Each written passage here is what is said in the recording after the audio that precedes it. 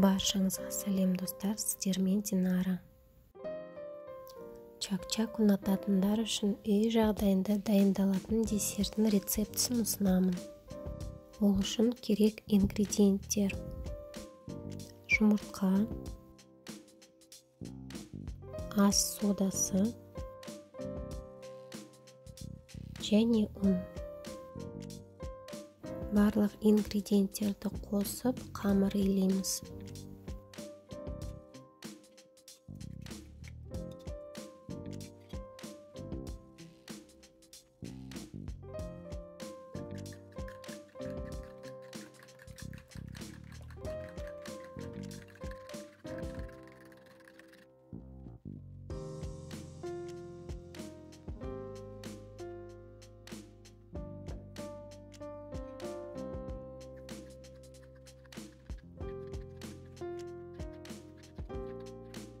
Бұл десертті дайындау үшін еңбекті қажет етеді, бірақ чак-чак оған тұрарлық.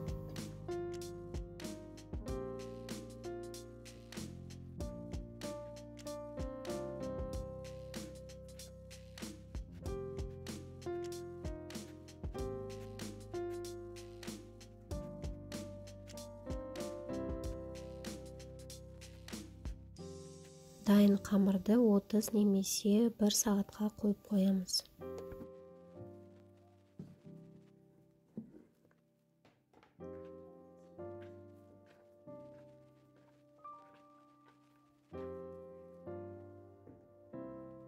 Дайын қамырды 3 бөлікке бөлеміз.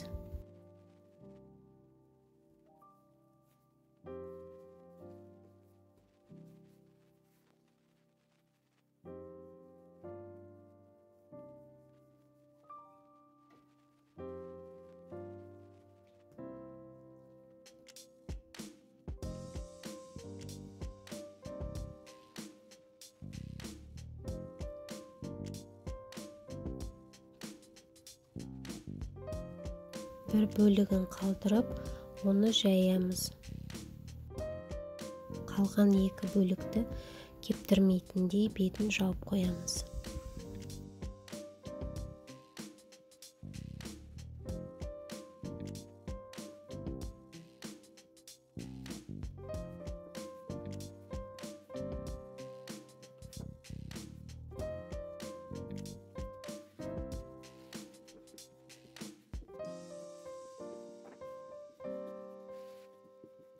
Қамырды жайып, қажетінше ұн қосыңыз.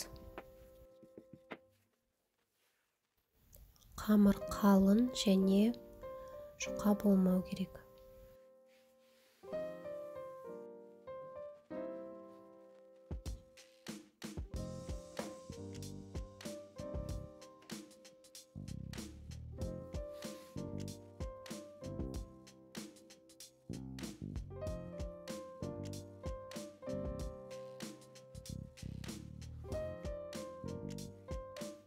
Дайын жайған қамырды 4-ке бөліп, оны 4 бұрыштап турап аламыз.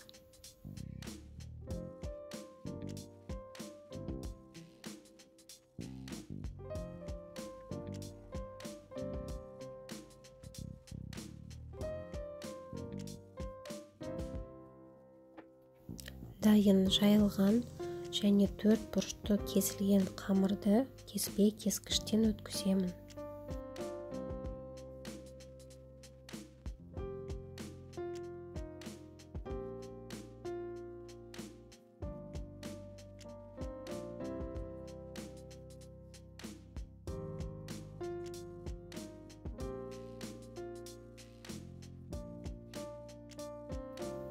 Тағы айта кетейін, бұл десертті дайындау үшін еңбекті қажет етеді, бірақ оған тұрарлық.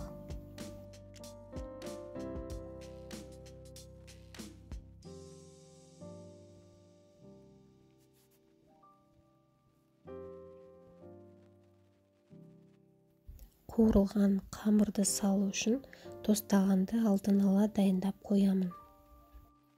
Және де майлықтар артық майды сіңіру үшін қажет.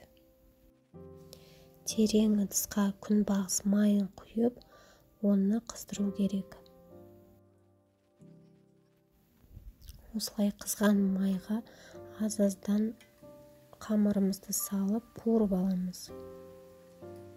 Және де түсі бір келкі болу үшін осылай араластырып тұру қажет.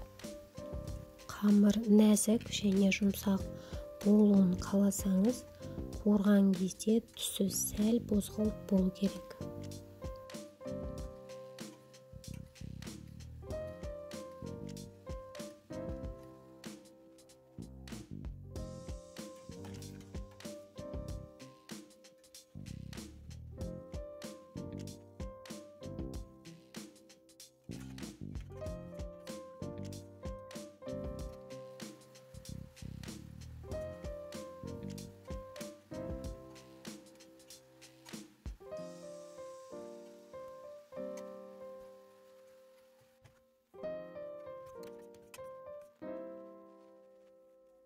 Мінекей бар қамырымызды осылайша қуырып алдық.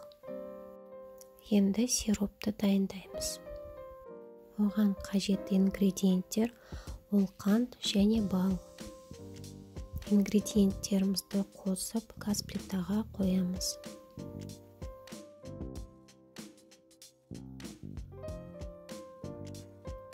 Қоспақ қайнағанша оны қатты отқа қоямыз. Масса қайнағаннан кейін баяу отта шамамен 10 минуттан аса қайнатамыз. Және үзбей араластыру қажет.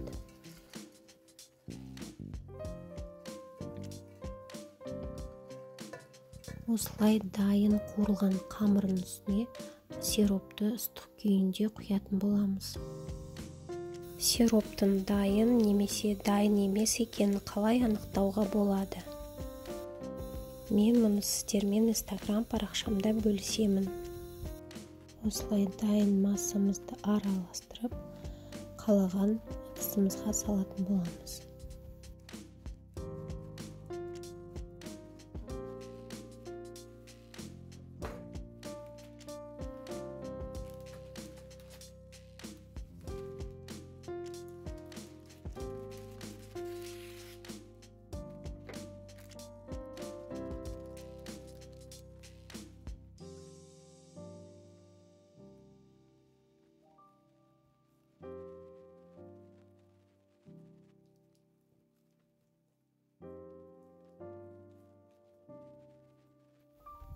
Қолдарыма чак-чак жабыспау үшін осылай сулап отырып басып отырдым.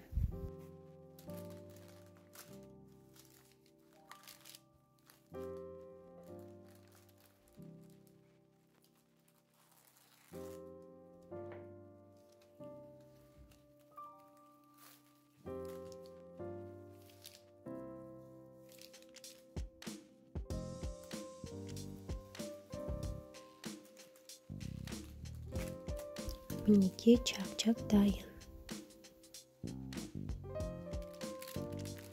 Чак-чакты одан да дәмді ету үшін мен қуырылған күнжіт дәндерін қостым.